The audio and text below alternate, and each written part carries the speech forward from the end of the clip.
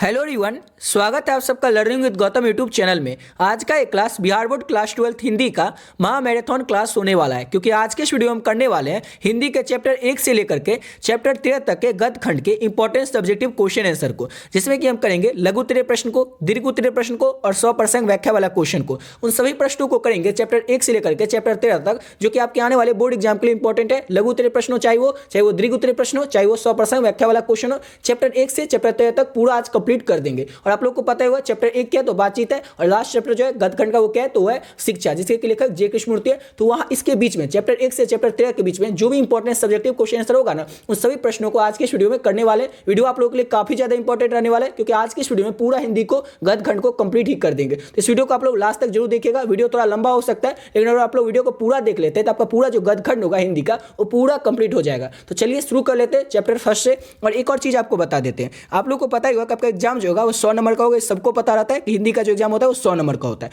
100 में 50 नंबर का objective question होता है, ये जो रहता है वो आपको सबको पता रहता है कि 100 में 50 नंबर का ऑब्जेक्टिव क्वेश्चन आता है। लेकिन सब्जेक्टिव क्वेश्चन कितना नंबर का आता है, इसमें बहुत सारे बच्चे जो रहते हैं वो कंफ्यूज रहते हैं। ये तो पता रहता है कि 50 नंबर का ऑब्जेक्टिव, 50 नंबर का सब्जेक्टिव रहता है, लेकिन सब्जेक्टिव में किस तरह से क्वेश्चन पूछा जाता है, कितना क्वेश्चन आता है और कितना बना रहता है, इसमें सब बच्चे कंफ्यूज रहते हैं। तो ये कंफ्यूजन भी पहले आपको दूर कर देते हैं, उसके बाद क्वेश्चन को शुरू करेंगे। ठीक है, तो ये तो आपको पता है कि 50 नंबर का ऑब्जेक्टिव और 50 नंबर का सब्जेक्टिव होता है। तो 50 नंबर का सब्जेक्टिव में क्या होता है वही आपको बता देते हैं।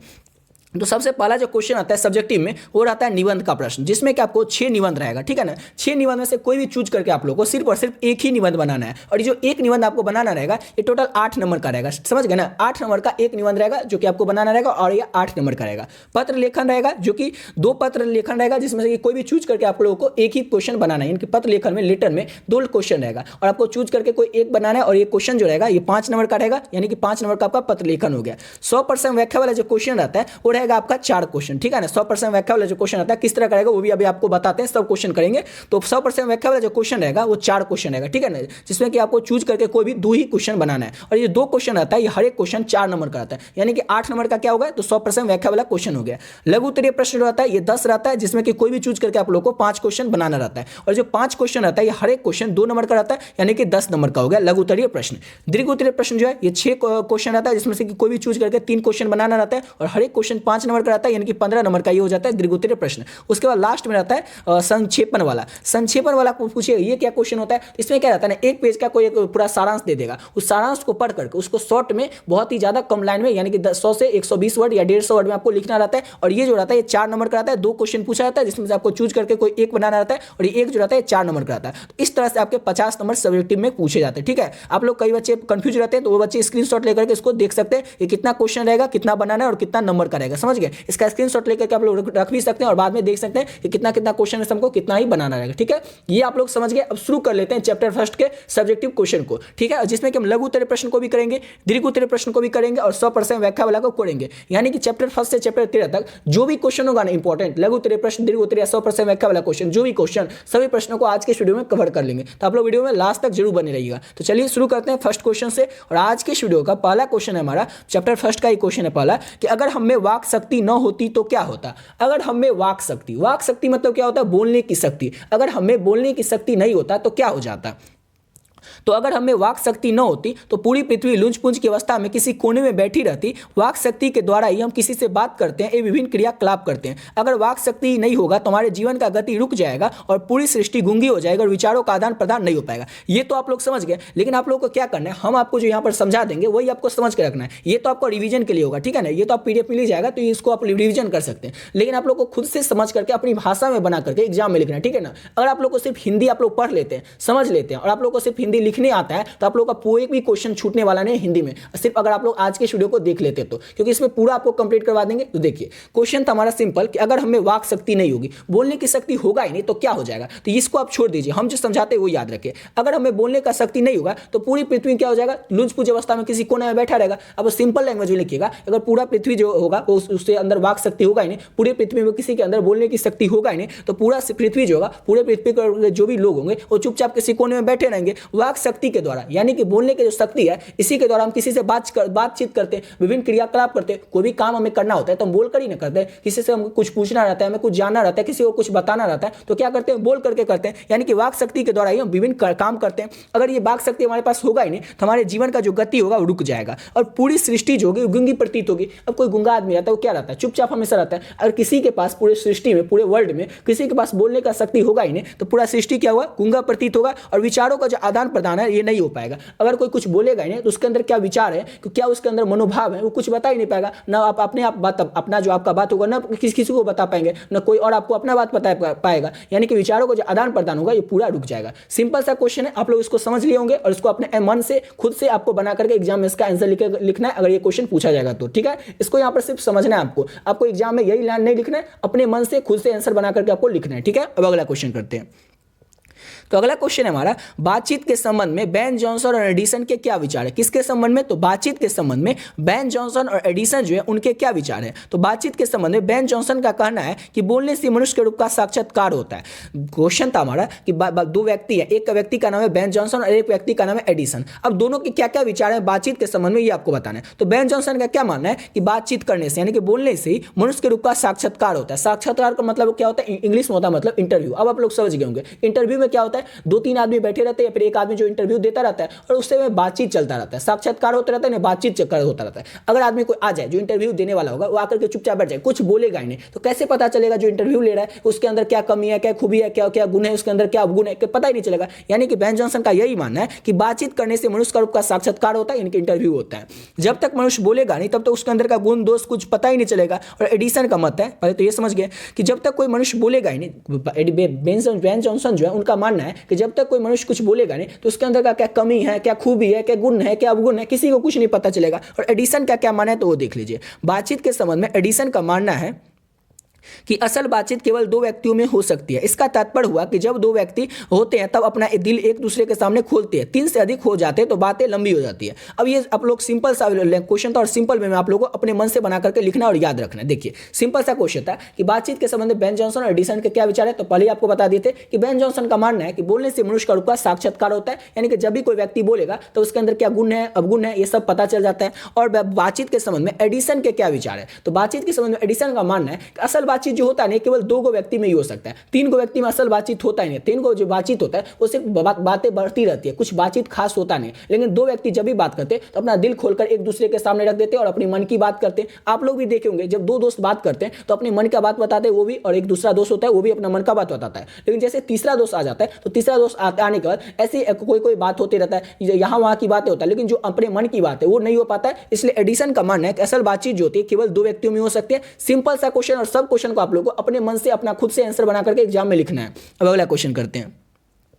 अगला क्वेश्चन है हमारा कि आर्ट ऑफ कन्वर्सेशन क्या होता है। आर्ट ऑफ कन्वर्सेशन जो होता है वो क्या होता है। तो बोलने की वह कला जो कि सहज हो किंतु सुनने पर कान को सुख मिले उसे ही आर्ट ऑफ कन्वर्सेशन कहते हैं। अब क्या होता है आर्ट ऑफ कन्वर्सेशन होता क्या है। तो बोलने की एक ऐसी कला जो कि सहज हो, सरल हो, आसानी से बोला जाए और लेकिन वो जो बोला जाएगा उसको सुनने पर कान को एकदम सुख मिलेगा, उसी को क्या कहते हैं तो आर्ट ऑफ कन्वर्सेशन कहते हैं। और जो आर्ट ऑफ कन्वर्सेशन यानी कि जो बोलने की कला है ये यूरोप के लोगों में, और उसे क्या कहा जाता है, उसे आर्ट ऑफ कन्वर्सेशन कहा जाता है। यूरोप के लोगों में बातचीत करने का हुनर है और उसे आर्ट ऑफ कन्वर्सेशन कहा जाता है। सिंपल सा क्वेश्चन था कि आर्ट ऑफ कन्वर्सेशन किसे कहा जाता है। तो बोलने की वह कला जो कि सहज हो, जो कि ऐसा कला जो कि बोलने की ऐसी कला जो कि सहज हो, आसानी से बोला जा सके, उसे क्या कहेंगे तो आर्ट ऑफ कन्वर्सेशन कहेंगे। और यूरोप के लोगों में ना, जो यूरोप के लोग हैं उनमें ये हुनर है, वो लोग आसानी से बातचीत कर लेते हैं, तो उसी को क्या कहा जाता है तो आर्ट ऑफ कन्वर्सेशन कहा जाता है। समझ गए। अब अगला क्वेश्चन करते हैं। अब अगला क्वेश्चन आ गया 100% व्याख्या वाला क्वेश्चन। ऊपर आप लोग को बता देते कि 100% व्याख्या वाला 4 क्वेश्चन है, जिसमें से कोई भी 2 क्वेश्चन बनाना रहेगा और ये 8 नंबर का रहेगा। तो ये 100% व्याख्या वाला क्वेश्चन है, चैप्टर फर्स्ट का इंपॉर्टेंट, इसको आप लोग अच्छे से याद कर लीजिएगा। ठीक है, तो ये क्वेश्चन को किस तरह से बनाना है आंसर वो भी आप लोग को शुरू में बता दें, किस तरह से शुरू में लिखना है। तो देख लीजिए, सच है जब तक मनुष्य बोलता नहीं तब तक उसका गुण दोष प्रकट नहीं होता। अगर ये क्वेश्चन 100% व्याख्या में पूछा जाएगा आप लोगों से तो किस तरह से लिखना है तो वो देखिए। प्रस्तुत पंक्ति हमारे पाठ्य पुस्तक बालकृष्ण भट्ट के द्वारा रचित बातचीत पाठ से लिया गया। ये तो आपको लिखना ही पड़ेगा कि जो पंक्ति लिया गया, जो ऊपर आप पंक्ति पढ़े थे, ये प्रस्तुत पंक्ति हमारे पाठ्य पुस्तक बालकृष्ण भट्ट के द्वारा रचित जो बातचीत पाठ है उस पाठ से लिया गया। अब इस पंक्ति के माध्यम से लेखक कहना चाहते हैं क्या, तो सच है जब तक मनुष्य बोलता नहीं तब तक उसका गुण दोष प्रकट नहीं होता। सिंपल सा क्वेश्चन है, सच है जब तक मनुष्य बोलता नहीं। अब कोई मनुष्य बोलेगा नहीं तो उसके अंदर का क्या गुण है, क्या दोष है, इसे प्रकट ही नहीं होगा। जब तक कोई व्यक्ति चुपचाप रहेगा, चुपचाप बैठा रहा, उसके अंदर क्या कमी है, खूबी है, पता ही नहीं चला। लेकिन कोई भी व्यक्ति जैसे ही आपको बोलेगा ना, आपके सामने कुछ भी बोले 5 मिनट भी बोल देगा ना तो आपको पता चल जाएगा उसके अंदर क्या गुण है, अवगुण है, कमी खूबी सब आपको पता चल जाएगा। तो प्रस्तुत पंक्ति के माध्यम से लेखक जो कि बालकृष्ण भट्ट है वो कहना चाहते हैं कि जब तक मनुष्य चुप रहता है तब तक पता नहीं चलता कि उसका स्वभाव कैसा है, उसकी रुचि कैसी है और उसका दूसरों के साथ व्यवहार कैसा है। लेकिन जब भी वह बोलने लगता है तो उसके रूप का, गुण, व्यक्तित्व का पता चलता है और उसके स्वभाव से हम परिचित हो जाते हैं। अतः इस प्रकार हम कह सकते हैं कि जब तक मनुष्य बोलता नहीं तब तक उसका गुण दोष प्रकट नहीं होता। देखिए यहाँ पर पढ़ लिया ना, लेकिन आपको सिर्फ इतना याद रखने बताते हैं। प्रस्तुत पंक्ति हमारे पाठ्य पुस्तक बालकृष्ण भट्ट के द्वारा रचित बातचीत शीर्षक पाठ से लिया गया। इतना आप लोग याद रखिएगा और ये सब आपको लिखना ही नहीं, पढ़ना ही नहीं है, सिर्फ आपको हम समझाएंगे वही आपको याद रखना है। ये सब आप लोग को लिखना नहीं है, आप लोग अपने मन से बना के लिखिएगा कि लेखक इस पंक्ति के माध्यम से कहना चाहते हैं कि जब तक कोई व्यक्ति बोलेगा नहीं तब तक हमें ये पता नहीं चलेगा उसके अंदर का गुण क्या है, दोष क्या है, स्वभाव क्या है, उसके अंदर कमी क्या है, खूबी है, पता ही नहीं चलेगा। इसलिए जब भी कोई व्यक्ति बोलता है तभी उसके अंदर का गुण दोष जो भी होता है हमें प्रकट हो जाता है और हमें पता चल जाता है। ठीक है, तो इस पंक्ति के माध्यम से लेखक यही बताना चाहते हैं। आप लोग इस तरह से आंसर लिख सकते हैं और अपने मन से आपको आंसर सबको बना के लिखना है। इस ये वाला पॉइंट जो हम बताते हैं, जो आंसर बताते हैं, ये सिर्फ आपको समझने के लिए है।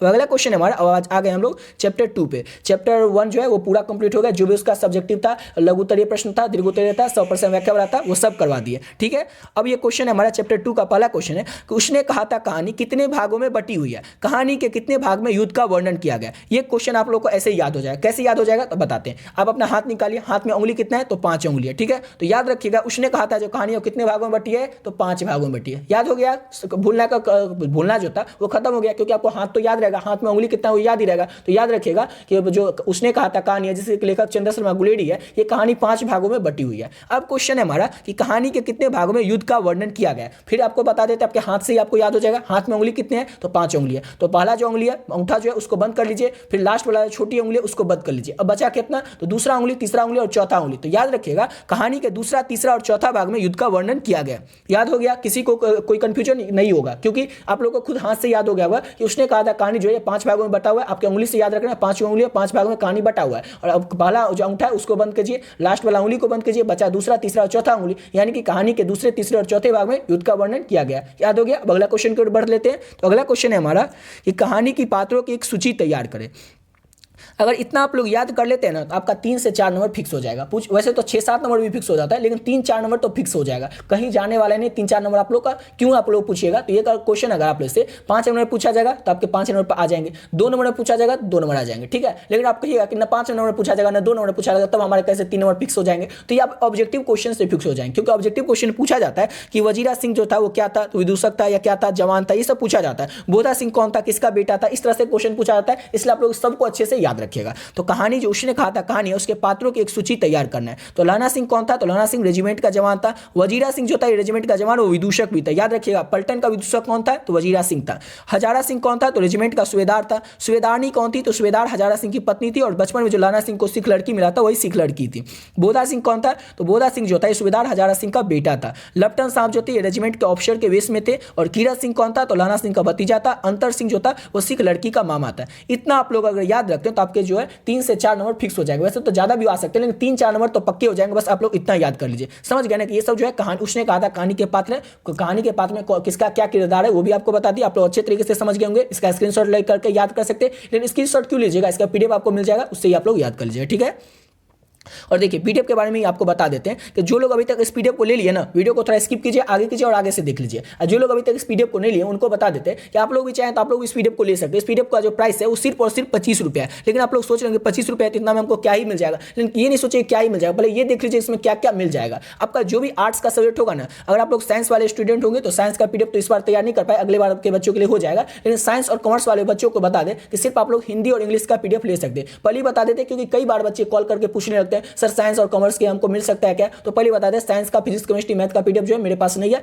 हिंदी और इंग्लिश का चाहे तो आप लोग पीडीएफ ले सकते हैं। ठीक है, लेकिन अगर आप लोग आर्ट्स वाले बच्चे होंगे तो आपका जो भी 5 सब्जेक्ट होगा ना, इसी में से 10 में से कोई आपका 5 सब्जेक्ट होगा, चाहे आपका हिंदी हो, हिस्ट्री हो, पॉलिटिकल साइंस हो, इंग्लिश हो, ज्योग्राफी हो, म्यूजिक हो, होम साइंस हो, साइकोलॉजी, सोशियोलॉजी, इकोनॉमिक्स, कोई भी आपका सब्जेक्ट हो, तो इसी 10 में से आपका कोई 5 सब्जेक्ट होगा। इसमें से जो 5 सब्जेक्ट होगा ना, उस 5 सब्जेक्ट का पीडीएफ आप लोग ले सकते हैं। और पीडीएफ का जो प्राइस है 5 सब्जेक्ट का वो सिर्फ और सिर्फ 25 रुपये रखें। अभी 5 सब्जेक्ट मिलेगा क्या क्या आपको, तो देख ही रहे हैं कि हिंदी में जिस तरह से आपको सब्जेक्टिव क्वेश्चन करवा रहे हैं, इसी तरह से आपको पीडीएफ में भी मिलेगा chapter wise important subjective question और chapter wise important objective question, समझ गए, पूरा मिलेगा, यानी कि गद्य खंड उसके बाद काव्य खंड का भी ऑब्जेक्टिव और सब्जेक्टिव दोनों मिलेगा। साथ ही साथ हिंदी में आपको क्या मिलेगा, तो 100% व्याकरण ये सब तो आपको बता दिए, साथ ही साथ आपको इसका लेखक परिचय मिल जाएगा पूरा बुक का, यानी कि काव्य खंड और गद्य खंड दोनों खंड के जो भी लेखक है उनका पूरा जीवन परिचय आपको पीडीएफ में मिल जाएगा। और क्या मिल जाएगा, तो इसके साथ आपको 2009 से लेकर के 2023 तक के जो भी क्वेश्चन पूछे गए उसका पीडीएफ मिल जाएगा, यानी इतना कुछ आपको हिंदी में मिल जाएगा। लेकिन आपके मन होगा इतना कुछ तो मिल तो जाएगा, लेकिन इसको हम पढ़ सकते हैं क्या इतना कम समय में, तो इसको जरूर आप पढ़ सकते हैं। सब्जेक्टिव क्वेश्चन आपको करवा ही रहे हैं, बस आपको पीडीएफ में क्या करना है, रिवीजन कर लेना। ऑब्जेक्टिव क्वेश्चन आपको ऑलरेडी करवा चुके हैं, आप लोग चैनल के प्लेलिस्ट सेक्शन में जैसे जाएगा ना, तो ऑब्जेक्टिव ऐसे मिला होगा क्लास 12 हिंदी बीवीए ऑब्जेक्टिव 2024, ऐसे जो प्लेलिस्ट बना हुआ उस पर आप लोग क्लिक कीजिएगा, तो देखिए फर्स्ट वीडियो जो होगा उसमें आप लोगों को गद्य खंड के जो भी ऑब्जेक्टिव क्वेश्चन है चैप्टर वाइज ऑब्जेक्टिव सब आपको करवा चुके हैं, यानी सब आपको करवा दिए, बस आपको वीडियो देखना है और रिवीजन के लिए पीडीएफ आपके पास होगा ही, सबका करवा चुके हैं। जो भी आपका हिस्ट्री होगा तो हिस्ट्री का भी करवा चुके हैं, पॉलिटिकल साइंस का बचा हुआ है, होम साइंस का भी बचा हुआ है, साइकोलॉजी भी बचा हुआ है, ये आप लोगों को धीरे धीरे करवा देंगे कंप्लीट, समझ गए ना। तो आपका जो भी सब्जेक्ट होगा उस सब्जेक्ट का पीडीएफ आप लोग ले सकते हैं, सिर्फ और सिर्फ 25 रुपये है, 25 रुपये आप लोगों को 500 सब्जेक्ट का पीडीएफ मिलेगा, और इस पीडीएफ को बहुत ही कम समय में आप लोग पढ़ करके बहुत ही बढ़िया नंबर ला सकते हैं, क्योंकि इस जितना भी पीडीएफ है सभी पीडीएफ में इंपॉर्टेंट ऑब्जेक्टिव और important subjective question answer add किए, जो कि आपके आने वाले बोर्ड एग्जाम के लिए इंपॉर्टेंट है। अगर आप लोग सभी पीडीएफ को पढ़ लेते हैं तो आपके आने वाले बोर्ड एग्जाम में 99% क्वेश्चन जो आएंगे वो इसी पीडीएफ से देखने को आपको मिल जाएगा। लेना किस तरह से, तो ये देख सकते हैं, ये नंबर है 7903820891। इस नंबर को जैसे ही आप लोग फोन पे, गूगल पे, पेटीएम में डालिएगा तो नाम आ जाएगा गौतम कुमार, उस पर आपको क्या करना है 25 रुपये डाल देना और इसका स्क्रीनशॉट लेकर के आप लोगों को इसी नंबर के व्हाट्सएप पे भेज देना। और आपका जो भी 5 सब्जेक्ट होगा ना, एक दो नहीं, जो भी आपका 5 सब्जेक्ट होगा उस 5 सब्जेक्ट को बता करके आप लोग 500 सब्जेक्ट का पीडीएफ ले सकते हैं। अगर आप लोग साइंस और कॉमर्स के स्टूडेंट होंगे तो आप लोग सिर्फ हिंदी और इंग्लिश का पीडीएफ ले सकते हैं। तो आप लोग समझ गए होंगे किस तरह से आपको पीडीएफ लेना है, और ये देख सकते हैं अगर आप लोग इंग्लिश का भी लीजिएगा तो उसको आपको सब कुछ मिलेगा, ऑब्जेक्टिव सब्जेक्टिव सब मिलेगा, और ये भी देख सकते हैं किस सब्जेक्ट में कितना ऑब्जेक्टिव कितना सब्जेक्टिव मिलेगा, सब इसमें दिया हुआ है। वीडियो को बड़ा हो जाएगा अगर आप लोग डिटेल में बताने लगेंगे तो, इसलिए अगले क्वेश्चन की ओर बढ़ते हैं, ठीक है।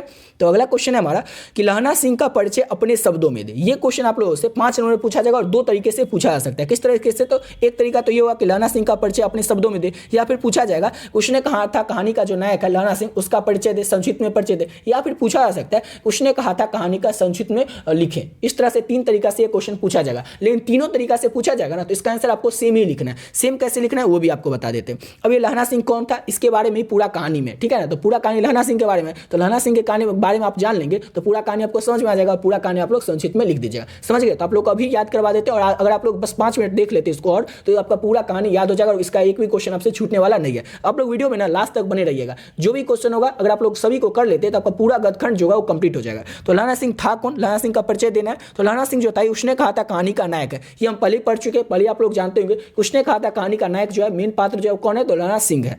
वह अंग्रेजों के द्वारा शासित भारतीय सेना में जमादार के पोस्ट पर था। 12 वर्ष की उम्र में वो अपने मामा के घर आया था। उसकी मुलाकात एक सिख लड़की से हो जाती है जो बाद में सूबेदार की पत्नी बनती है। लहना सिंह प्रथम विश्व युद्ध में अंग्रेजों के लिए भारत की ओर से जर्मन के खिलाफ युद्ध में लड़ाई करते हैं। सूबेदारनी ने उसे पति और हजारा सिंह बेटा बोधा सिंह की हिफाजत करने के लिए कहा था, और लहना सिंह अपनी वादा को जान दिवाकर भी निभाता है। इतना तो पढ़ लिया, लेकिन आप लोगों को कुछ समझ में आएगा, कुछ समझ में नहीं आया होगा, लेकिन अभी आप लोगों को याद पूरा करवा दे, पूरा याद हो जाएगा, ठीक है। सिंपल वे में आप लोगों को कहानी बताते हैं, आप लोग सिर्फ कहानी को समझ लीजिए और अपने मन से बना करके आप लोग एग्जाम में लिख दीजिएगा, ठीक है। तो देखिए जब लहना सिंह जो है वो 12 वर्ष का रहता है, ठीक है, लहना सिंह 12 वर्ष का रहता है तो अपने मामा के यहाँ जाता है। कहाँ पर जाता है, तो मामा के यहाँ जाता है, और मामा का घर रहता है अमृतसर में। वहीं पर जो मामा के यहाँ जाता है तो मामा के यहाँ जो जैसे आप लोग भी जाते होंगे तो मामा के यहाँ तो भर दिन बैठे नहीं रहते होंगे, दुकान के लिए कभी चल जाते हैं, कभी घूमने फिरने के लिए चल जाते हैं। तो वैसे लहना सिंह कभी दुकान पर जाता है, एक दुकान पर जाता है, जैसे अपने मामा के अमृतसर जाता है तो वहाँ अमृतसर में जाकर के एक दिन दुकान पर जाता है। दुकान पर एक लड़की उसको मिलती है, वो लड़की रहती है सिख लड़की, कहानी में उसका नाम नहीं बताया गया। वो लड़की जो रहती है वो 8 वर्ष की रहती है, याद रखिएगा। उस समय लहना सिंह 12 वर्ष थी जिसमें वो मामा के घर गया था, और लड़की जो मिलती है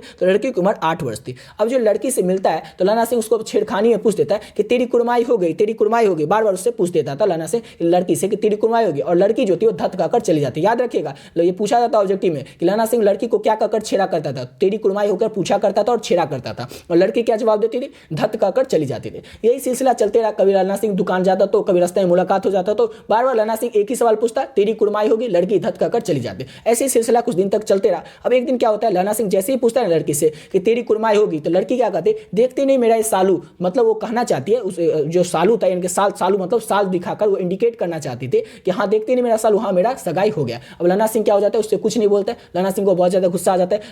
रास्ते में जब लहना सिंह अपने घर पे जाता रहता है, मामा के घर जाते रहता है तो बहुत ज़्यादा इधर उधर किसी को मार देता है, कभी कुत्ते को एक लात मार देता है, नाली में किसी को गिरा देता है, ठेला पे लात मार देता है, मतलब बहुत सारा काम करते हुए चला जाता है, गुस्सा में रहता है लहना सिंह। बस वो लड़की इतना ही कहते, देखते नहीं मेरा सालू, और लड़की चली जाती है, लहना सिंह अपना चल देता है गुस्सा में। में। अब क्या होता है, लहना सिंह अपने मामा क्या चल गया, फिर बहुत साल बीत के लहना सिंह अपने काम में लग गया, लड़की अपने काम में लगे। फिर आज बहुत सालों बाद लहना सिंह जो है वो जमादार के पोस्ट पर है। सूबेदार से एक छोटा सा पोस्ट होता है। देखिए, सबसे पहला सिपाही में सबसे छोटा पोस्ट होता है वो होता है सिपाही का पोस्ट, और सिपाही से थोड़ा ऊंचा पोस्ट होता है वो होता है जमादार का पोस्ट, और जमींदार से भी ऊंचा पोस्ट होता है वो होता है सूबेदार का पोस्ट। ये समझ गए। अब मुझे बहुत दिन बीत जाता है तो लहना सिंह जो है वो क्या करता है, जमादार के पोस्ट पर आता है। लड़की अपना कहाँ चली गई तो लहना सिंह को कुछ नहीं पता है। अब क्या होता है, लहना सिंह जमादार के पोस्ट पर है तो एक दिन उसको सूबेदार अपने घर पे बुलाते हैं। जो जमादार लहना सिंह रहता है उसको उससे जो ऊपर जो पोस्ट पर उनके ऑफिसर रहते हैं सूबेदार, वो लहना सिंह को अपने घर पे बुलाते हैं। आओ लहना सिंह, कोई काम रहा होगा, बुला लिए होंगे। इसके लिए जब लहना सिंह उसके घर पे जाता है तो क्या देखता है कि जो सूबेदार नहीं थी, यानी कि जो बच्चा था लहना सिंह और मामा के यहाँ गया था, उस समय जो लड़की मिली थी, जो सिख लड़की थी, वही लड़की आज सूबेदार की पत्नी के रूप में उसके सामने है। यानी कि वो जो सूबेदार बुलाता है लहना सिंह को अपने घर पे, उस सूबेदार की पत्नी कौन है, तो वही लड़की जो लहना सिंह को बचपन मिली थी, वही लड़की। अब क्या होता है, लहना सिंह तो भचक्का रह जाता है, चौंक जाता है। फिर ऐसे ही बातचीत होता है और थोड़ी देर बाद क्या होता है, सूबेदार वहां से किसी काम के लिए उठकर चला जाता है। तो लहना सिंह उससे थोड़ा मोड़ा बातचीत होता है सूबेदारनी का, और जो सूबेदारनी रहती है जैसे ही लहना सिंह जाने लगता है तो लहना सिंह से एक वचन मांगती है। कहती क्या है कि तुम मेरे पति और मेरे बेटे की रक्षा करना। वो जो सूबेदारनी और सूबेदार रहता है उसका एक बेटा भी रहता है, बेटा का नाम रहता है बोधा सिंह। याद रखिएगा कि सूबेदार और सूबेदारनी के बेटे का नाम क्या रहता है, तो बोधा सिंह रहता है।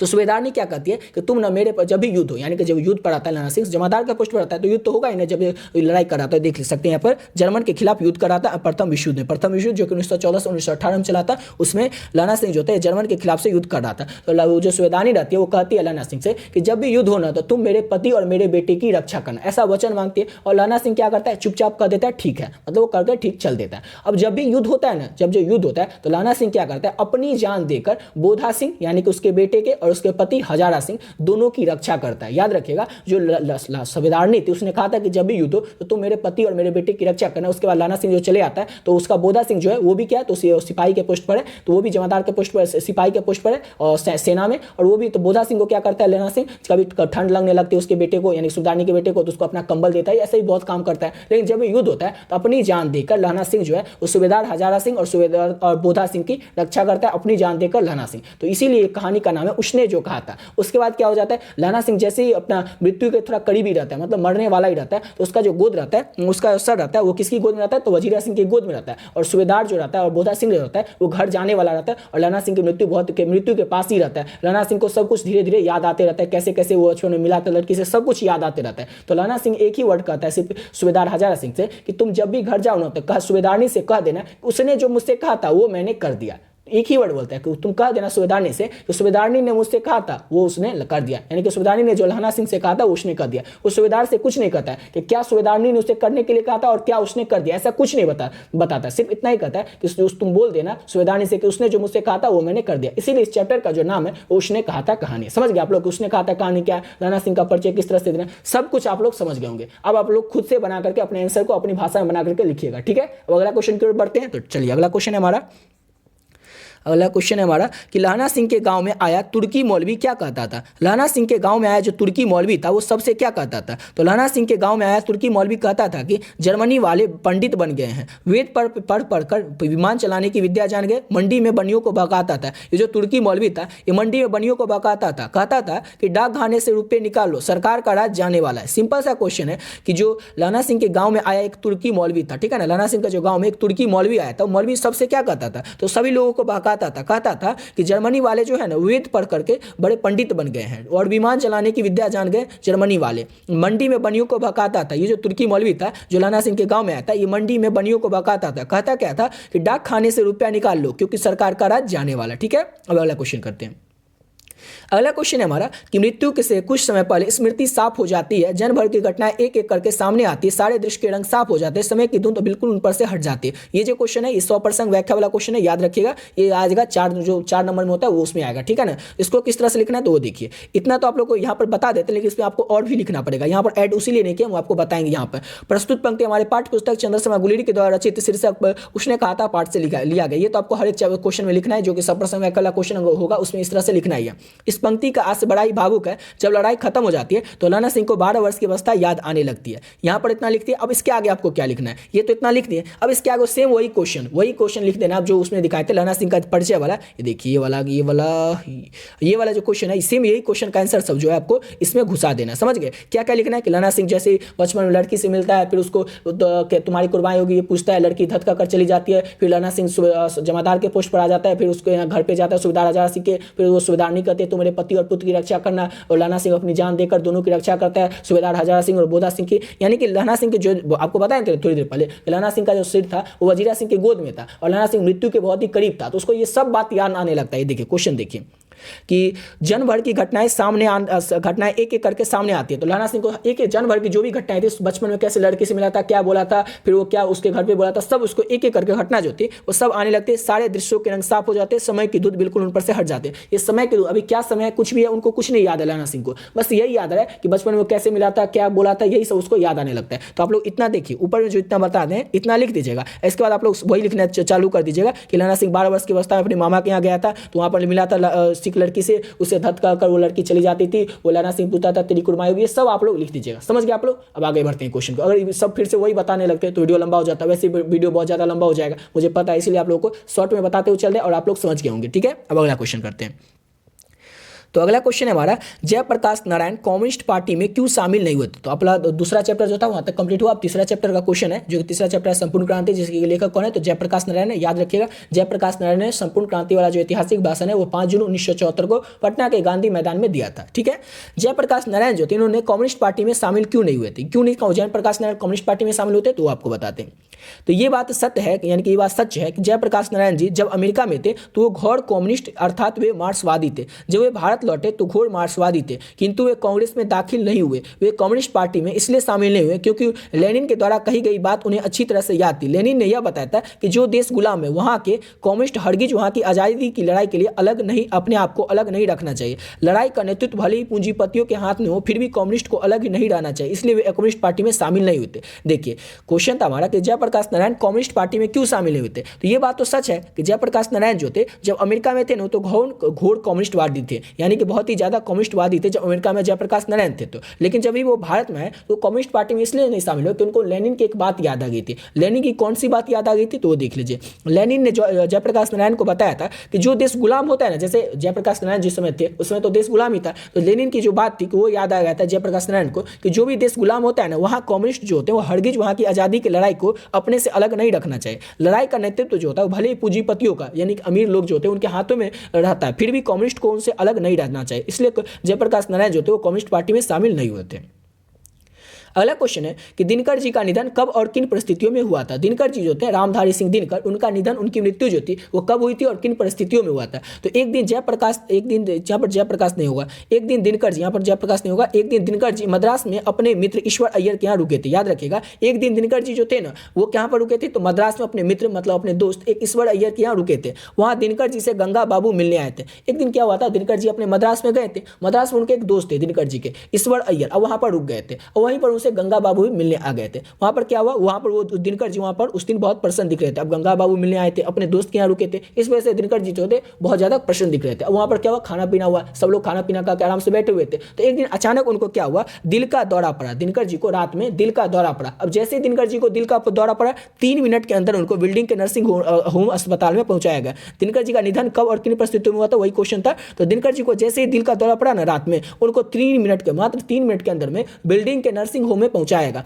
डॉक्टर जो थे वो अच्छी तरीके से दिनकर जी के देखभाल में लग गए, उनको बचाने में, उनको देखभाल करने में लग गए, लेकिन फिर भी उनको बचाया नहीं जा सका। रामनाथ जी की गोयनका के द्वारा, यानी कि उनके सामने ही उनका निधन हो गया था। किनका, तो दिनकर जी का। समझ गए कि दिनकर जी का निधन कब और किन परिस्थितियों में हुआ था। तो दिनकर जी जो थे एक दिन मद्रास में अपने दोस्त अय्यर के यहाँ गए थे, ईश्वर अय्यर के यहाँ गए थे, वहीं पर गंगा बाबू जो थे वही मिलने के लिए दिनकर जी से आए थे। उस दिन दिनकर जी जो थे बहुत खुश थे। क्यों खुश थे, कि गंगा बाबू मिलने के लिए आए थे, उसके बाद वो अपने मित्र के यहाँ गए थे, इस वजह से दिनकर जी काफी ज्यादा खुश थे। उसके बाद क्या हुआ, खाना पीना हुआ, रात का टाइम था, दिनकर जी को अचानक क्या होगा, दिल का दौरा पड़ा। अब जैसे ही दिनकर जी को दिल का दौरा पड़ा उसके 3 मिनट के अंदर उनको बिल्डिंग के नर्सिंग होम में ले जाया गया। सब डॉक्टर जो थे वो सभी तरीके से उनका इलाज करने लगे, लेकिन फिर भी उनको बचाया नहीं जा सका। समझ गए। अब अगला क्वेश्चन करते हैं। इस सब क्वेश्चन को आप लोगों को यहाँ पर सिर्फ समझना है और एग्जाम में खुद से बना करके आप लोगों को लिखना है।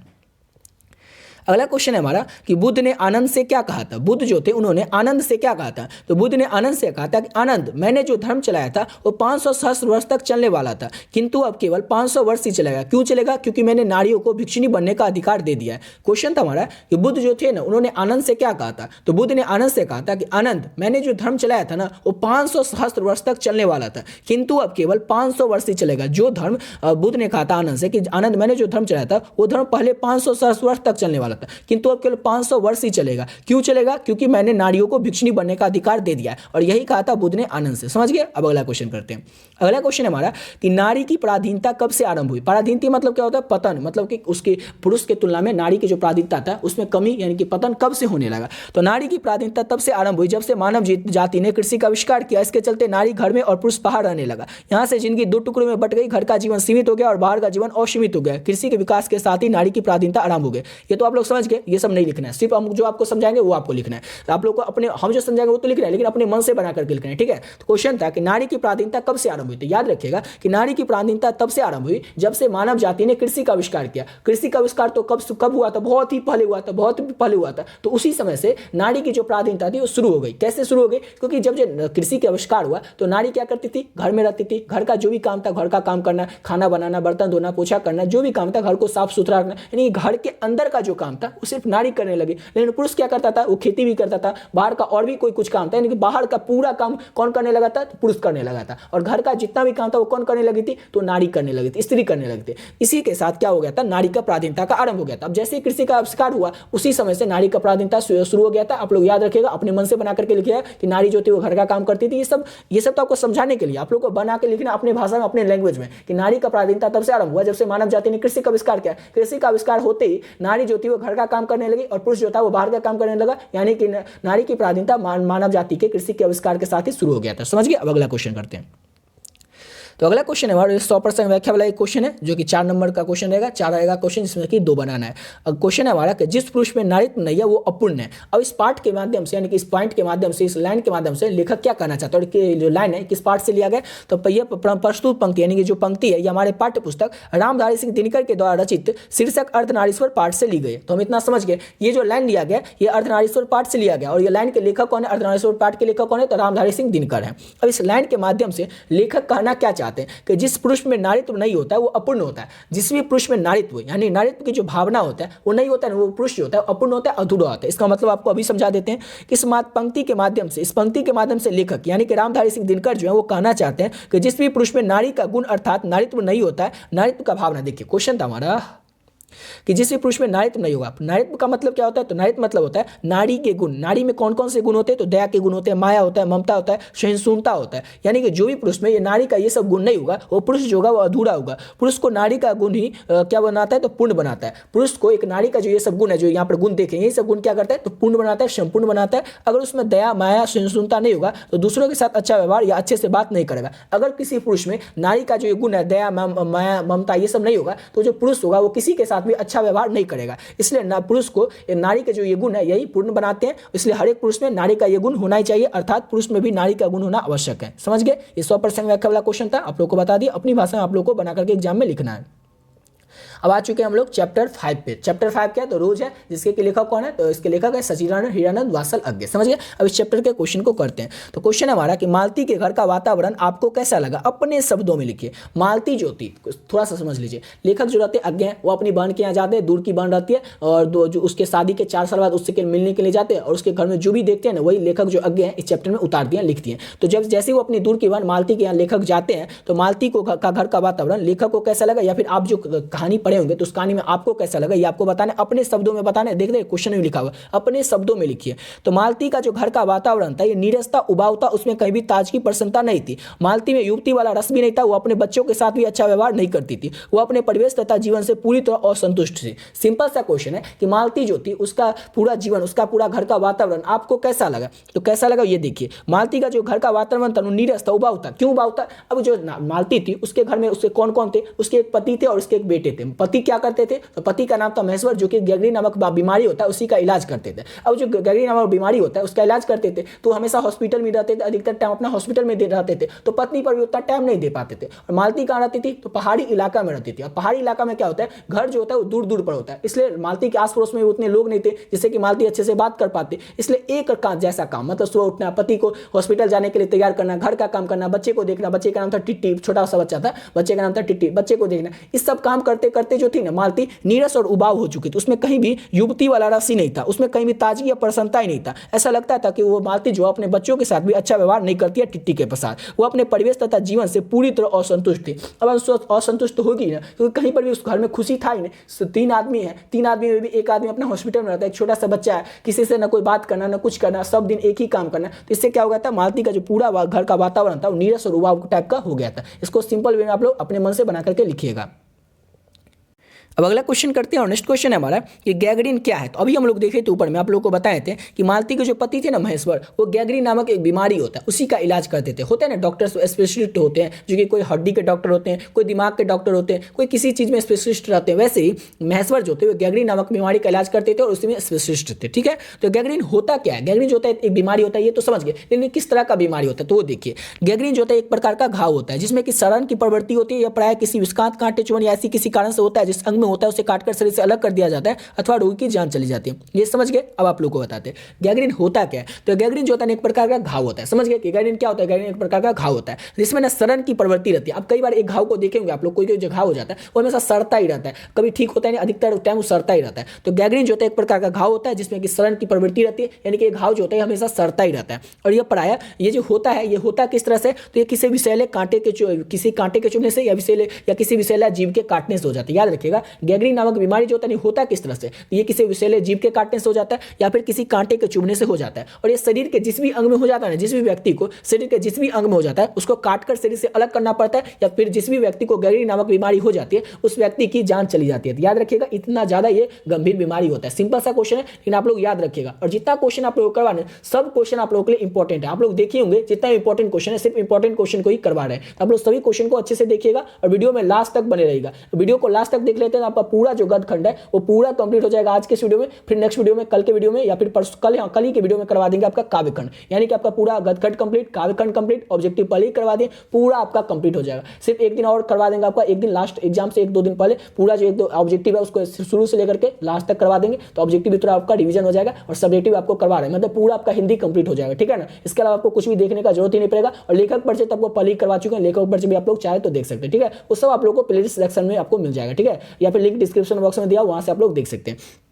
तो समझ ही हो गए होंगे कि गैंग्रीन क्या होता है, घाव होता है जिसमें जो हमेशा सड़ता रहता है। ये किसी विषैला जीव या फिर कांटे के चुभने से हो जाता है। और किसी भी व्यक्ति के जिस भी अंग में गैंग्रीन नामक बीमारी हो जाता है उससे क्या हो जाता है, उस व्यक्ति को, उस शरीर को, उस अंग को काट कर शरीर से अलग करना पड़ता है या फिर उस व्यक्ति की जान चली जाती है। ठीक है, अब अगला क्वेश्चन करते हैं। तो अगला क्वेश्चन है हमारा, मुझे ऐसा लग रहा था कि घर पर छाया घिरी हुई है, वह अज्ञात रहकर भी मानो मुझे मसवे कर रही है। मैं वैसा ही नीरस निर्जीव सा हो रहा हूँ जैसे, हाँ मैं जैसे ये घर जैसे मालती। ये जो पंक्ति है ये जो है 100% व्याख्या वाला क्वेश्चन है। ये भी किस चैप्टर से लिया गया लाइन को, तो लिया गया और रोज कहानी से। और इस कहानी के लेखक कौन है, तो अज्ञा। इतना समझ गए कि पंक्ति अज्ञा के द्वारा रचित रोज कहानी से लिया गया। अब इस कहानी के माध्यम से लेखक कहना क्या चाहते हैं, तो लेखक मालती के घर दूसरे रिश्तेदार के रूप में आए थे। लेखक जो थे वो मालती के दूर के भाई थे, बचपन से दोनों साथ में खेलते पढ़ते थे, तो दोनों जो थे वो दोस्त तो थे लेकिन दूर के रिश्तेदार थे। ठीक है, तो लेखक जो है मालती के घर दूर के रिश्तेदार के रूप में आए थे। अतिथि को यह लगता है उसके घर पर कोई काली छाया मंडरा रही। अब लेखक जैसे ही मालती के घर में पाँव रखते हैं ना, तो लेखक को लगता है, घर होता है ना, खुशनुमा माहौल रहता है किसी घर में, और किसी घर में अब जाइएगा तो माहौल खुशनुमा रहता है, लगता है कहाँ आ गए, पूरा मन नहीं लगता रहता आपको। जैसे कहीं आप किसी रिश्तेदार के यहाँ जाते होंगे तो आपको बहुत ज्यादा मन करता है, अरे उस रिश्तेदार के यहाँ जाना पड़ेगा, वहाँ पर बहुत ज्यादा मन लगता है। किसी रिश्तेदार के यहाँ नाम जैसे आपकी मम्मी लेती हो या पापा लेती हो, उनके यहाँ जाना तो आप लोग का मन होता नहीं, हम नहीं जाएंगे, वहाँ नहीं जाएंगे, क्यों, तो वहाँ पर मन नहीं लगता। तो वैसे ही लेखक जैसे ही मालती के घर में पाँव रखते हैं तो उनको ऐसा लगता है कि यहाँ पर कोई काली छाया मंडरा रही है। लेखक को यह भी अनुभव हो रहा था कि लेखक भी उस माहौल में जकड़ते हुए जा रहा था। अब लेखक को जो उतना खुशनुमा आदमी था, लेकिन लेखक को भी लग रहा था कि जो नीरस स्वभाव टाइप का माहौल है, इसमें जैसा वो माहौल है उसमें वो भी वैसा ही होता जा रहा है, वह भी उसकी जकड़ में आकर नीरस और निर्जीव सा हो रहा है। जैसा उस घर का माहौल है नीरस और निर्जीव, उसी तरह का लेखक भी होता जा रहा है, ऐसा लेखक को लगता है। ठीक उसी प्रकार जैसे कि मालती जैसा ये घर है, जैसे कि मालती नीरस और निर्जीव हो चुकी है, जो कि पहले मालती नहीं थी। पहले मालती जो थी वो बहुत ज़्यादा चंचल थी, लेकिन अब ऐसा लगता है कि मालती भी जो उसी प्रकार से नीरस और निर्जीव होती जा रही है जैसा कि उसका ये घर है। समझ गए? तो इस पंक्ति के माध्यम से लेखक आगे जो यही बताना चाहते हैं। अगला क्वेश्चन है कि विद्यार्थियों को राजनीति में क्यों भाग लेना चाहिए। विद्यार्थी जो होते हैं उनको राजनीति में भाग क्यों लेना चाहिए, तो आपको बताना है। तो विद्यार्थियों को राजनीति में भाग इसलिए लेना चाहिए क्योंकि उन्हें कि कल देश की बागडोर अपने हाथ में लेनी है। अगर वे आज ही राजनीति में भाग नहीं लेंगे तो आने वाले देश की भली बात नहीं संभाल पाएंगे, जिससे देश का विकास नहीं हो पाएगा। भगत सिंह का मानना है, चैप्टर 6 का ये क्वेश्चन है कि भगत सिंह को मानना है कि विद्यार्थियों को राजनीति में भाग क्यों लेना चाहिए। क्योंकि जो लेखक भगत सिंह है उनका मानना है कि आज जो देश के जो नौजवान है वही क्या करेंगे, कल देश के नेता बनेंगे, देश को वही संभालेंगे। आज जो प्रधानमंत्री या फिर राष्ट्रपति या कोई भी मंत्री है तो कल क्या होगा, उनके बाद कोई आएंगे तो देश के कोई नौजवान ही आएंगे ना, कोई विद्यार्थी ही आएंगे ना। तो वही लेखक का मानना है, भगत सिंह का मानना है कि विद्यार्थियों को राजनीति में भाग इसलिए लेना चाहिए क्योंकि उन्हें कल देश का बागडोर अपने हाथ में लेना है। अगर आज वो राजनीति में भाग नहीं लेंगे, अगर आज से लोग जो भी नेता बनना चाहते हैं या फिर नेता के फील्ड में जाना चाहते हैं, उनको आज ही नहीं पता हुआ कि राजनीति में किस तरह से संभाला जाता है, देश को क्या करना होता है, अगर आज पता ही नहीं होगा तो देश को तो अच्छे से संभाल ही नहीं पाएंगे, जिससे क्या होगा, देश का विकास नहीं हो पाएगा। ऐसा किसका मानना है, तो भगत सिंह का मानना है कि विद्यार्थियों को राजनीति में भाग लेना ही चाहिए। अगला क्वेश्चन है कि भगत सिंह को विद्यार्थियों से क्या अपेक्षाएं हैं। भगत सिंह जो है उनकी विद्यार्थियों से क्या क्या अपेक्षाएं, तो भगत सिंह की विद्यार्थियों से काफी सारी अपेक्षाएं, बहुत सारी अपेक्षाएं भगत सिंह की विद्यार्थियों से। वे कहते हैं कि भारत को ऐसे देश सेवकों की आवश्यकता है जो देश पर तन मन धन अर्पित कर दे, अपना सारा जीवन देश की आज़ादी के लिए, विकास के लिए न्यौछावर कर दे, और यह कार्य सिर्फ विद्यार्थी ही कर सकते हैं। विद्यार्थी और नौजवान ही क्रांति कर सकते हैं। अतः विद्यार्थी पढ़े और साथ ही साथ पॉलिटिक्स का भी ज्ञान हासिल करे, और जब भी जरूरत हो तो मैदान में कूद पड़े, अपना जीवन देश की सेवा में लगा दे। यही अपेक्षाएं विद्यार्थी की अमर भगत सिंह की। क्वेश्चन था हमारा कि भगत सिंह जो है ना, भगत सिंह, इनकी विद्यार्थियों से क्या अपेक्षाएं, तो भगत सिंह की विद्यार्थियों से बहुत सारी अपेक्षाएं, काफी सारी अपेक्षाएं, इनकी बहुत सारी अपेक्षाएं भगत सिंह की विद्यार्थियों से।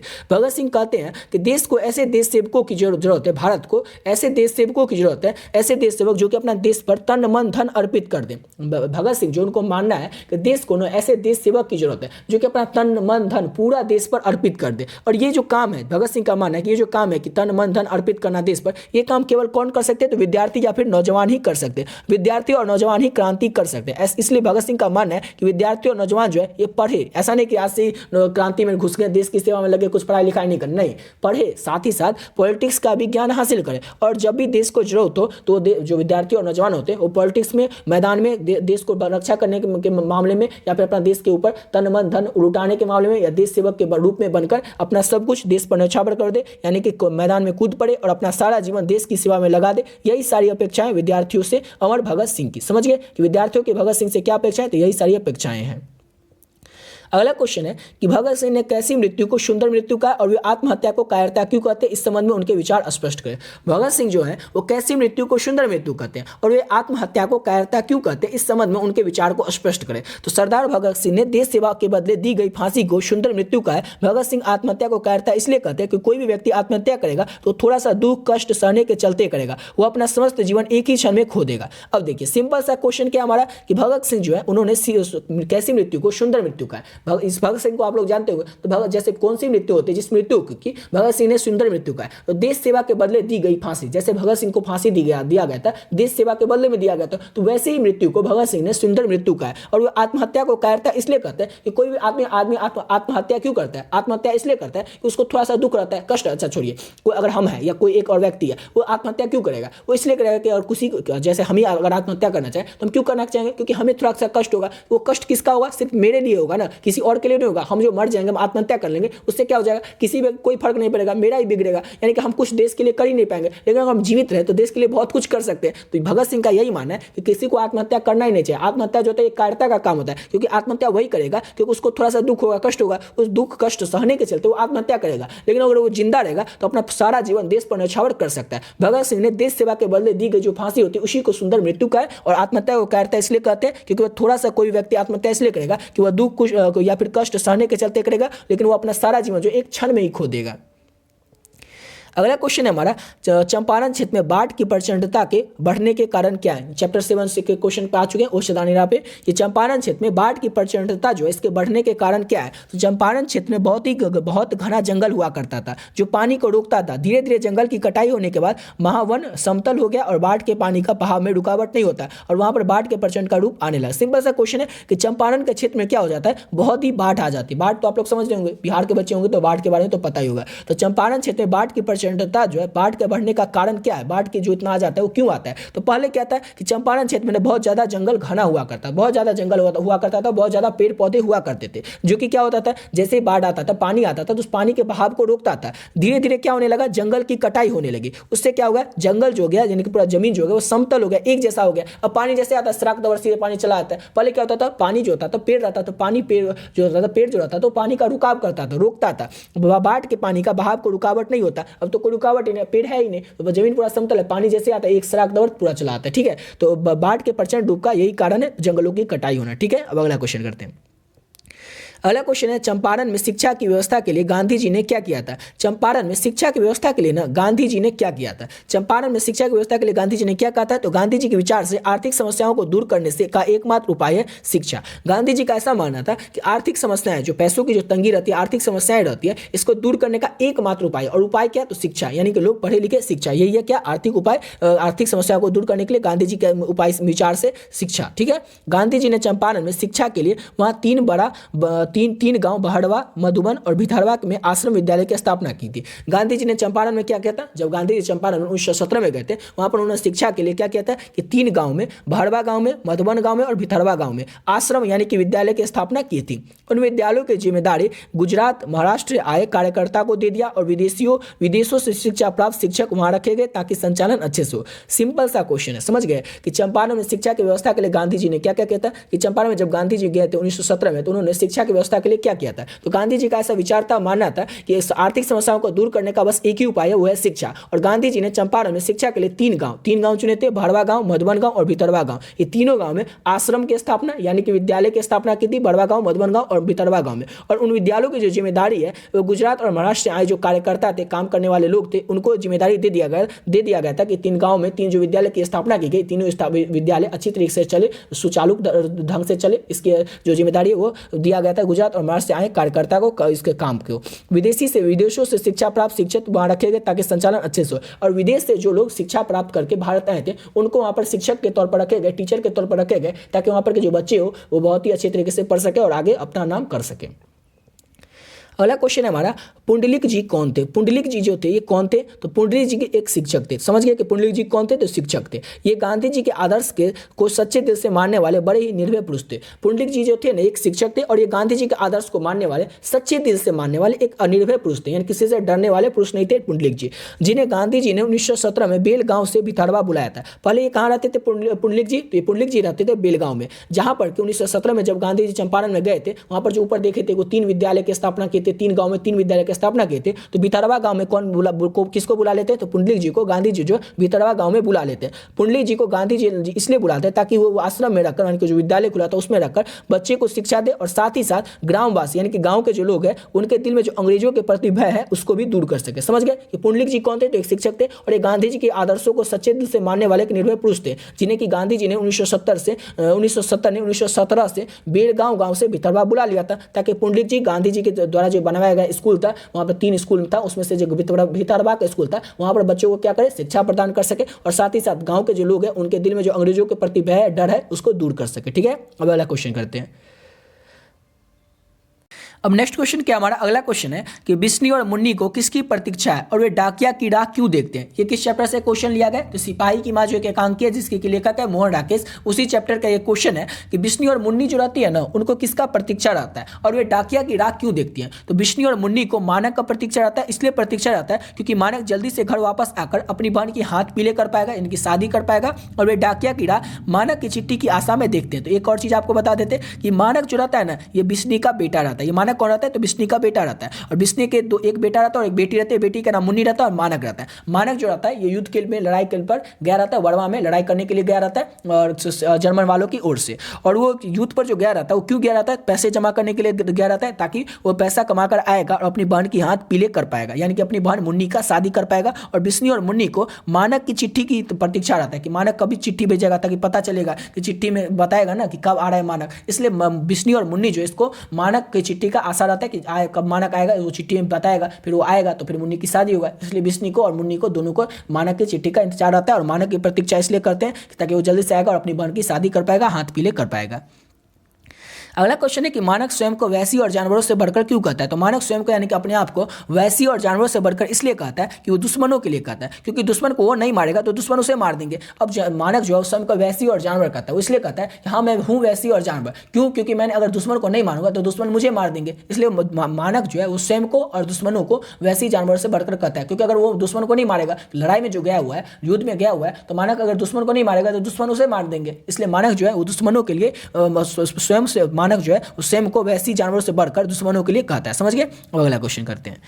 तो अगला क्वेश्चन है हमारा कि विद्यालय में लेखक के साथ कौन सी घटना घटी थी? विद्यालय जो ओम प्रकाश वाल्मीकि या जूठन पाठ है, उस चैप्टर का क्वेश्चन है कि जूठन पाठ में जो ओम प्रकाश वाल्मीकि रहते हैं उनके साथ कौन सी घटना घटी थी? तो विद्यालय में लेखक के साथ बड़ी अप्रिय घटनाएं घटती है। विद्यालय के हेडमास्टर लेखक के कमरे बरामदे और मैदान में झाड़ू लगवाते हैं।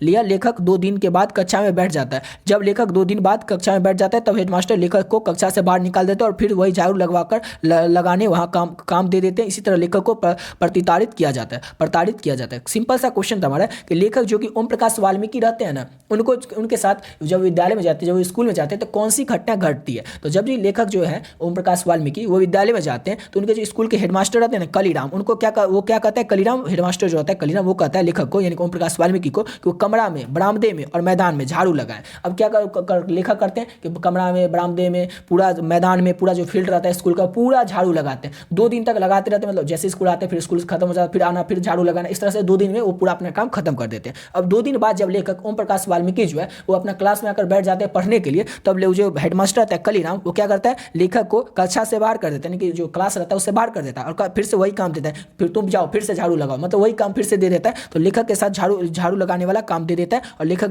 के साथ यही घटना प्रताड़ित घटना घटता है। और इसके बाद वाला लाइन चाहे तो वो भी लिख सकते हैं। इसके बाद क्या होता है? जैसे लेखक जाता है फिर से स्कूल के फील्ड में झाड़ू लगाने के लिए, तो लेखक के पिताजी आ जाते हैं और वो जोर से गुस्सा में आज बोलते हैं कि कौन है वो मास्टर जिसने कि मेरे बेटे से झाड़ू लगवाया, ऐसा करके वो टीचर पर बहुत ज़्यादा गुस्सा हो जाते हैं। ठीक है, इसके बाद यही घटना घटती है। अब अगला क्वेश्चन करते हैं।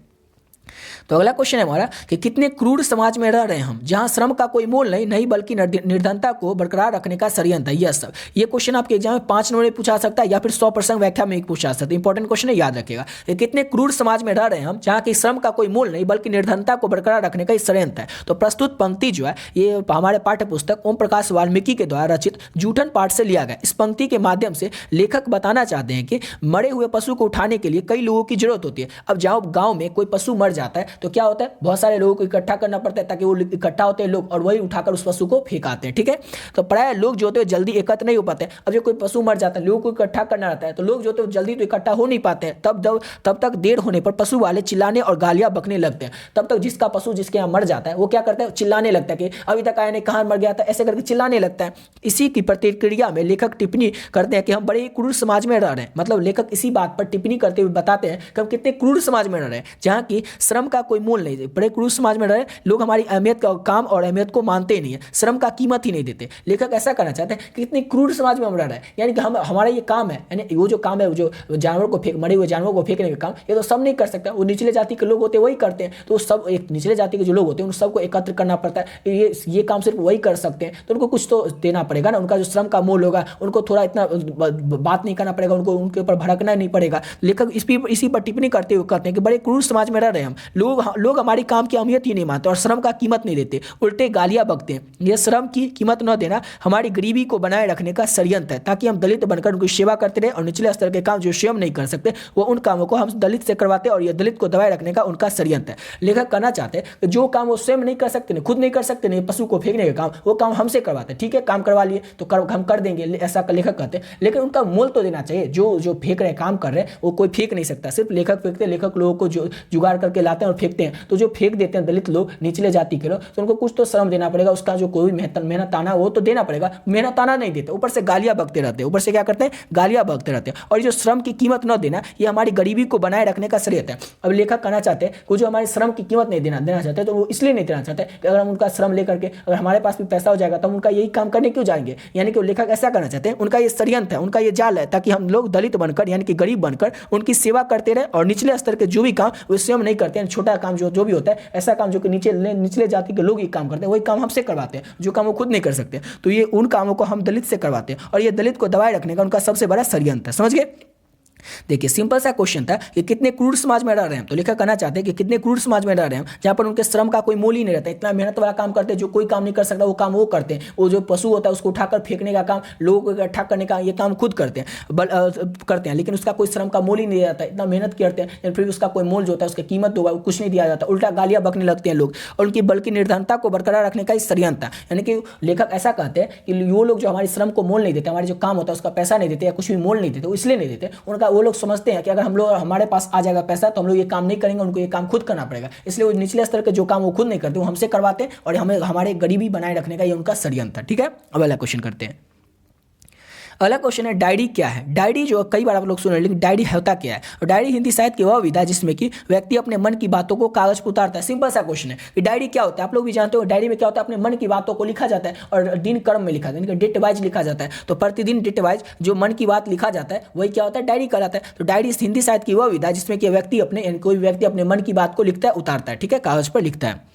अब अगला क्वेश्चन है हमारा 100% व्याख्या वाला ये क्वेश्चन है कि आदमी यथार्थ को जीता ही नहीं बल्कि यथार्थ को रचता भी है। ये किस लाइन से, ये जो चैप्टर है ये किस चैप्टर से लिया गया क्वेश्चन को, और इसके लेखक कौन है। तो ये प्रस्तुत पंक्ति जो है हमारा पाठ्य पुस्तक मलियज के द्वारा लिखी गई पुस्तक चैप्टर हंसते हुए मेरा अकेलापन पाठ से लिया गया। लेखक का विश्वास है कि मनुष्य केवल यथार्थ को जीता ही नहीं बल्कि यथार्थ उसकी रचना भी करता है। भाव यह, यानी कि इसका मतलब यह है कि हमें अपने आसपास के संसार की रचना स्वयं ही करनी पड़ती है, यानी कि हमारे आसपास का जो भी रचना है, हमें जो भी काम है खुद करनी पड़ती है, हमारी सहायता कोई नहीं करता है। यथार्थ की रचना सामाजिक दृष्टि से एक नैतिक कर्म है। क्वेश्चन था हमारा, देखिए फिर से आप लोग को बताते हैं कि आदमी यथार्थ को जीता ही नहीं बल्कि यथार्थ को रचता भी है। तो ये जो पंक्ति है हमारे पाठ्य पुस्तक मलेज के द्वारा लिखी गई पुस्तक या फिर चैप्टर जो है हंसते हुए मेरा अकेलापन, उस पाठ से लिया गया इस लाइन को। और इस लेखक का विश्वास है, इस पंक्ति के माध्यम से लेखक कहना चाहते हैं कि मनुष्य यथार्थ को जीता ही नहीं बल्कि यथार्थ को रचता भी है। मतलब यह है, भाव यह है कि अब हमें अपने संसार की रचना खुद करनी पड़ती है, हमें अपना काम खुद करना पड़ता है।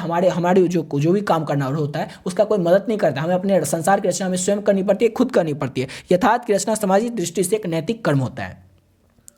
अगला क्वेश्चन हमारा तिरिच क्या है और ये कहानी में किसका प्रतीक है। तिरिच जो है ये क्या होता है और कहानी में किसका प्रतीक है। ये जो है उदय प्रकाश के द्वारा लिखी गई जो तिरिच है, तिरिच जो है उसके लेखक कौन है, उदय प्रकाश है। तो तिरिच आखिर होता क्या है। तिरिच आप लोग ऑब्जेक्टिव में भी सुने होंगे कि तिरिच, लेकिन ये तिरिच होता क्या है। तो तिरिच जो होता है एक छिपकली के प्रजाति का जहरीला लिजार्ड होता है जिसे हम विषखापड़ भी कहते हैं, और एक कहानी में प्रचलित विश्वासों और रूढ़ियों का प्रतीक है। सिंपल सा क्वेश्चन है कि तिरिच जो होता है ये क्या होता है। तो तिरिच छिपकली प्रजाति का एक जहरीला लिजार्ड होता है जिसे हम क्या कहते हैं, जिसे हम लोग विषखापड़ भी कहते हैं। और एक कहानी में ये जो कहानी है उसमें यह क्या है, तो प्रचलित विश्वासों और रूढ़ियों का प्रतीक है। समझ गए। तिरिच क्या होता है, तो एक जहरीला लिजार्ड होता है जिसे हम लोग क्या कहते हैं, गांव घर के भाषा में, गांव वाला भाषा में इसको हम विषखापड़ भी कहते हैं, या फिर कई लोग इसे जहरीला लिजार्ड भी कहते हैं। ये एक छिपकली प्रजाति का होता है, ठीक है ना। कई बार आप लोग देखे भी होंगे जंगल में, कभी ये देखने को मिलता भी है। और एक कहानी में जो कहानी है तिरिच, उस कहानी में ये तिरिच है क्या, तो तिरिच में किसका प्रतीक है, तो कहानी में ये विश्वासों और रूढ़ियों का प्रतीक है। यानी पुराने जमाने से चले आए कोई रूढ़ी रहते, नियम रहता है, जैसे कोई नियम है पुराना जमाना से चला आ रहा है, उसी नियम का ये प्रतीक है, रूढ़ी का ये प्रतीक है तिरिच। ठीक है, अब अगला क्वेश्चन करते हैं। अगला क्वेश्चन हमारा शिक्षा का क्या अर्थ है, इसके कार्य एवं उपयोगिता को स्पष्ट करें। शिक्षा के क्या काम होते हैं, इसके कार्य क्या होते हैं, इसका अर्थ बताना है, शिक्षा का अर्थ क्या होता है और इसके कार्य क्या होते हैं, काम क्या होते हैं, इसकी उपयोगिता क्या होता है, ये आपको बताना है। तो ये क्वेश्चन आपके एग्जाम में 5 नंबर में पूछा जाता है, याद रखिएगा। शिक्षा का अर्थ होता है जीवन के सत्य से अपने आप को परिचय करवाना। शिक्षा का क्या अर्थ होता है, तो शिक्षा का अर्थ होता है जीवन के सत्य से अपने आप को परिचय करवाना। शिक्षा का कार्य है कि वो संपूर्ण जीवन की प्रक्रिया को समझने में हमारी सहायता करे, न कि केवल हमें कुछ व्यवसाय और ऊंची नौकरी के योग्य बनाए।